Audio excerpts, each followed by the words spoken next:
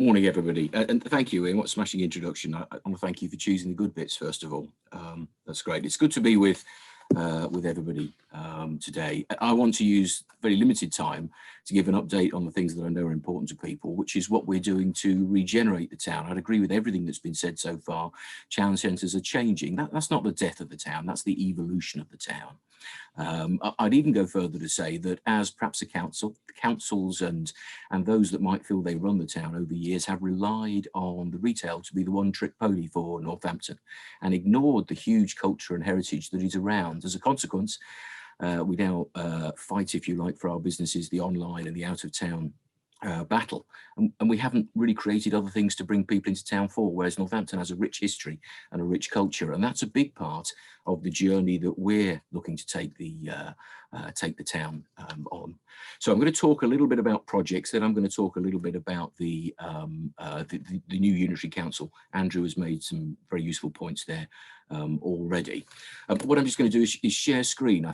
Okay, hoping that everybody can see this. I want to quickly talk to you about Northampton Forward, which is the group who's driving along with us all the regeneration. Quickly remind you of the town centre master plan, and then talk about the Future High Streets Fund and the Towns Funds, specifically updating you on the projects, and then I'll quickly touch on the unitary council.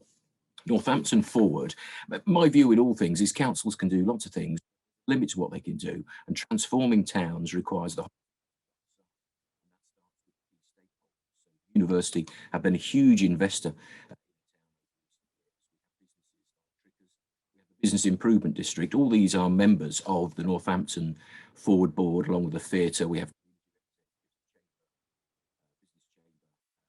and indeed our MPs, their role as much as anything is the lobbying they do, and our success that we've received in funding has been in no small part to the help we've had from them. So I'm very grateful, particularly actually to Andrew and Andrea, who are with us today. So this is Northampton Forward. A quick reminder that our master plan for the town, Northampton Forward commissioned a firm of architects and urban planners to look at the town. They decided there were 5 key zones that needed development action. As you arrive in the town from the station, there is huge historic opportunity. Market Square is pretty much the largest, I think, in Europe, but at the moment feels rather tired. Greyfriars is a huge piece of land which represents an opportunity, but with challenges around traffic. Abingdon Street is our premier street, really, in many ways in the town. You know, that is the town's high street. It needs rejuvenating, it needs an improved look, and it's starting to experience its retail being very sort of broken down with empty units in between. There is then the cultural quarter. Quite a success, but needs an awful lot more to do, lots of other things to attract people in. So our focus has been around projects on these 5 areas. With the challenges to address, we've got to make the town vibrant again. And our businesses to flourish. We do need more high quality workspace in the town, a office and high quality space. We also need housing. Traditionally, people have lived in towns. Drive the other way.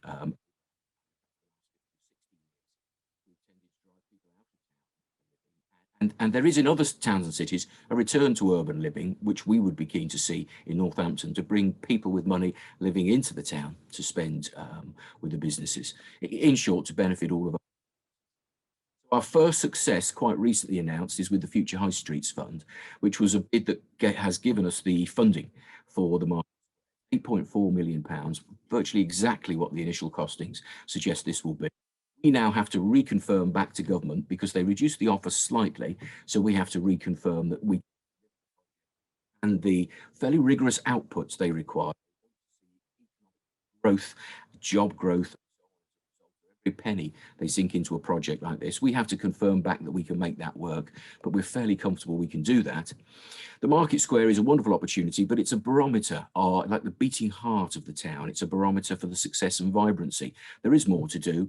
This project would involve enhancing the look and feel of the market. If you go elsewhere in the country, you'll see, if you like, refurbished and modernised market squares that just look beautiful and they look welcoming. They're a far better place for people to meet and for businesses to operate. So this would include elements such as a far more attractive water feature.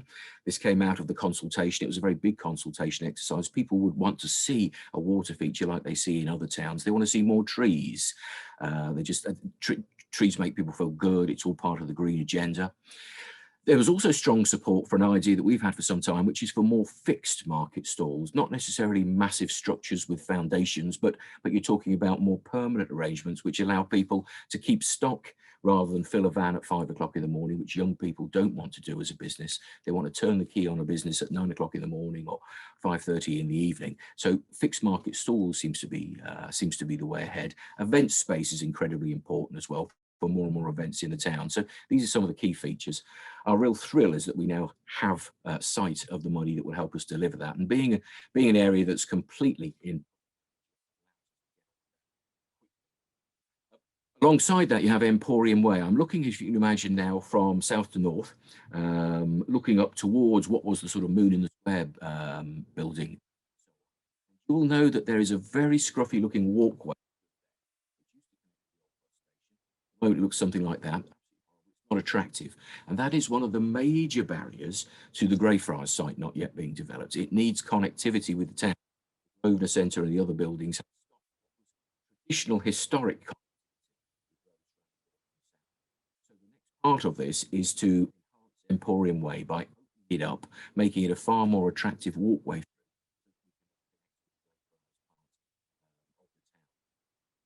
Generally, the application then that's going into the next application, which is the thing called the Towns Fund, again, a £25 million fund, an application in for 25. That'll involve improving what we call the public realm on it, towards the look and feel of it.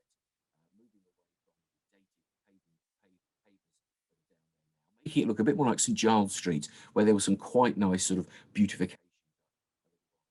The Abingdon Street, the Drapery, Fish Street, St Giles Street, and so on. Then we've got a couple of projects on Abingdon Street, which I'm going to show you photos and images of. Waterloo House is a building on the Market Square that actually now is being developed by a private developer. So we no longer think there's a need for public and taxpayer intervention. We talked about a couple of other projects. 24 Guildhall Road is an exciting cultural project, as is the extension of 78 Derngate. First of all, the biggie, and everybody's really interested in this because the Marks and Spencer's site at the moment stands there as a monument, if you like, to the building that no longer fits the needs of modern retail or modern building. It's full of asbestos, and our assessment is that it just needs to go. There is not a useful purpose for that. So we've acquired that site. The council has bought the M&S building. Proposal is to move more towards residential, but we're looking for a quality residential, nice quality family type apartments, perhaps with some mixed use on the lower floors of sort of leisure related small retail cafe perhaps, but certainly bringing people and families into the town. That's progressing well, and in fact the government have given us, believe it or not, £1 million in advance because they've got confidence in our Towns Fund bid, and that £1 million means that we are currently ripping out the asbestos from that building, which is an important step ahead of demolition to then progress. The rest of the money comes when we get hopefully successful notification of our Towns Fund application, but we're really keen to move ahead with that. Guildhall Road, wanted just to talk to you about a project. It might be better to look at the next. Guildhall Road, the museum is on your right. The building ahead of you is 24 Guildhall Road. An in contemporary gallery is very highly respected in cultural circles, based at Guildhall Road, but desperately needed new premises. Council give it full support, and they have objectives and targets to engage and bring people in to enjoy modern contemporary. Been successful in finding a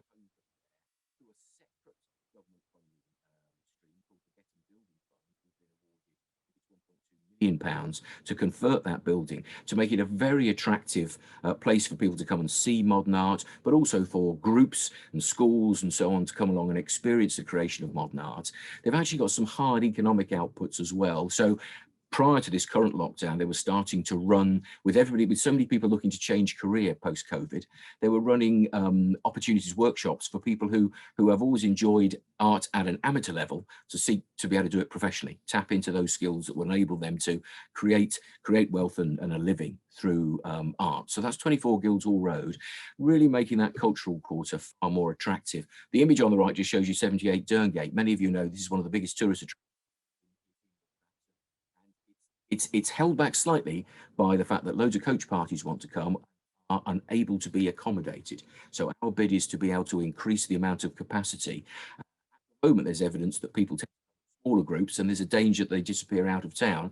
We're looking to hold them in the town so that they do a trip of the wonderful 78 Turngate. Two other projects just to highlight. Or Waterside is a gateway project. I tell you where it is. It's, if you can see my pointer, it's here. University's Innovation Centre. At the moment, there's hoardings all around this. Those hoardings have been there for some time. The Development Corporation, West Northampton Development Corporation, and a development agreement in place didn't bring forward opportunities. It reverted to the council a year ago, and we've created a master plan for that, which I'll show you shortly. Also, Heritage Gateway project. I tell you what, let me get straight into showing you some of these. Heritage Gateway project. Many of you will know down near the station, the old Black this pub, if you been disused for some time, one of the oldest in the town. Very beautiful St. Peter's Church, which is the Norman church, which the Churches Conservation Trust run and considered to be one of the Churches Conservation Trust have £1 million or so visitor centre. What the council has done has bought the old that will therefore create the most wonderful visitor centre, and not just about the church, but of course the old castle site, putting our history on display in the kinds of ways that places like York have always done so much better than we have. And that will create a whole heritage area with some residential development here, which is aimed at raising funds to be able to build what we're calling a heritage park. So for the first time in a long time, you'll be able to look at where the castle stood, you'll be able to learn more about the history of the castle, really get a full. We then think we'll bring school children in to learn more about it and start to feel a sense of pride.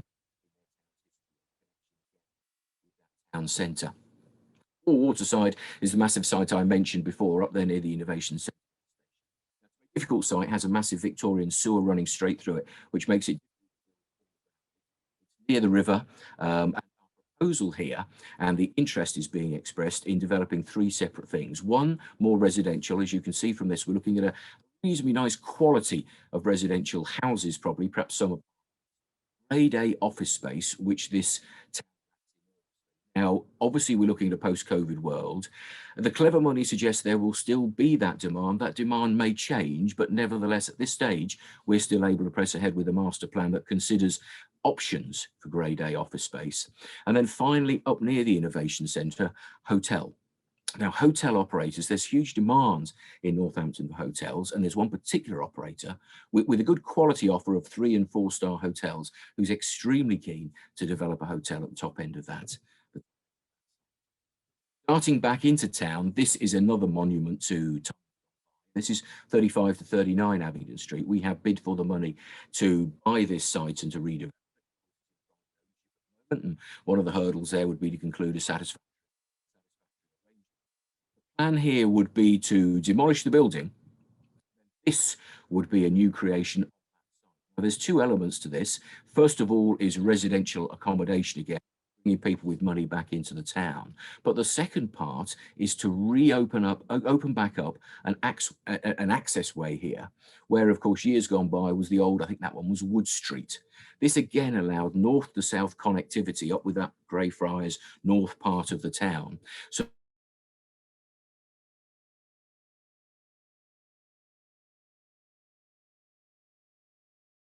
to times gone past. The other part of the bid is skills development. Now, it's quite clear that a lot of people are changing career, people are changing direction. Northampton has a great track record of entrepreneurship and starting businesses. It then loses slightly on how many of those businesses stick. Fund allows us to put money in to provide various types of business support, whether it's to those who are looking to start a business or a social enterprise. We put a chunk of money in that would be available to existing town centre businesses for various types of support to help. Mainly is the new projects. Just wanted to make you aware of this if you hadn't seen in the images. Our museum, our new museum, is just about ready. Twice as big as the old one. This is one of the key parts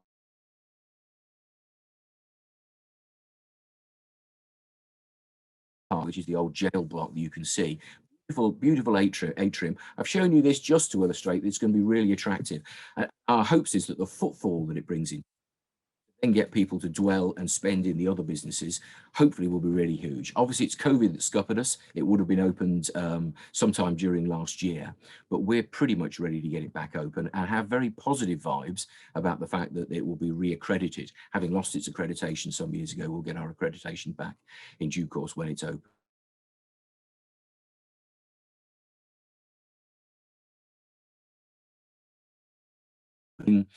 New entrepreneurs into the town, creative businesses, which can be tech creative or arts creative. This is situated again down on Guildhall Road. It's a massive project and it's going to create, we think, quite a significant. I just quickly wanted to touch on other projects which are more housing related. They're not a part of our bid, but it's part of the work that the council is doing. We have in Northampton a waiting list of 3,500 people who are looking to get into a council house or change their council house. We have a massive years, I'm sad to say. We wanted to change that 2 years ago, so we've now built 200 new houses. We have 500 through the planning and contracting system, 1,000 new houses. One of those is this Belgrave House. It's on top of the Grosvenor Centre. You might recognise it. It was office space. It wasn't of a very high quality. It wasn't very attractive. The opportunities to convert it into the type of modern Class A office space that's required were limited. So we've gone a different direction, working with Legal and General who own it. We're taking on a long-term lease to create 120 apartments. Now, this will bring people into the town, but specifically the admission for properties here is key worker. So these will be the key worker from the health service and others. We have an arrangement in place now with the Police and Crime Commissioner who runs policing degree courses hand in hand with the university. He wants to take 2 floors so that when they try and attract people from around the country to come and join the policing degree course, they have somewhere attractive to live, and that'll make that training attractive. So we love the idea of bringing, you know, a couple of hundred young, enthusiastic key worker type people into the town. We're also doing another refurbishment. It's a demolition and rebuild job. Now, this is one of the town's ugliest buildings. It's next to Seoul Central. It's called Barclay House. And if you drive up Horse Market with Seoul Central on your left, the next building is this. It looks absolutely horrible. Not the quality of place that you would want people to live in these days. Not something we want to see. Currently, I think they've started now demolition on the site, and it will be rebuilt to something of this quality. So again, it'll increase the number of people in the town, but also the attractiveness of the accommodation that people are in, bringing a little bit more appeal and vibrancy. These other things going on. This is one of the versions we did recently, turning this building top left. When we opened that centenary house, I show you this not because it's new, it's open and so on. It's quality of conversion of housing that we're looking to do. I think probably the final thing I'll quickly mention too, it's on the edge of the town, but it's something we're very proud of. Give you an illustration of the fact that though we're going to unitary, this borough council is still pushing for the regeneration of the town, the creation of new homes. We're absolutely thrilled that we've concluded arrangements with the university who own this site on St George's. This has existing accommodation on it, which we will use as local. Build a great deal more with a beautiful building here which is part of the town's heritage called the Newton building, which has some beautiful panelled rooms in it and so on, which will all be retained in order that this be the head office for our Northampton Partnership Homes housing organisation, and then the listed elements of these buildings of course will all stay. So it's a really quick whistle stop through on. Quickly to comment on the unitary council, I think Andrew said a lot of the key things really. It will be joined up, and that means that your trading standards people and your environmental health people work together rather than in separate teams. It will mean that your transport people and your planning officers work together rather than being in separate organisations. So that's a huge benefit. However, we fought hard for a Northampton unitary, as people may know. Didn't get that, so we're happy or we're resigned to this current arrangement, working to make it the best it can be. The savings from creating one council alone are not huge. Excuse me. The real opportunities come from doing things better and transforming services. We're on a journey to do that. We're part way through. COVID again has not been helpful to that process, but delivering better services and better outcomes for residents is a key part of that, and doing that more efficiently. We want to be one of the most efficient councils in the country at this stage. The constituent councils coming together are not. Things like adult services, which are tremendously expensive services, many hundreds of millions of pounds go into those services. We want to deliver them well, but we want to deliver them efficiently, and that's the journey we're on. And lastly, regarding the town council, which Andrew mentioned, the whole of the West has parish and town councils, apart from Northampton. We have them on the outside. We didn't want people in Northampton to miss out. I think parish councils, if you live in an area with a parish council, you will know they do enhancements to the local area, which we believe people in the town deserve.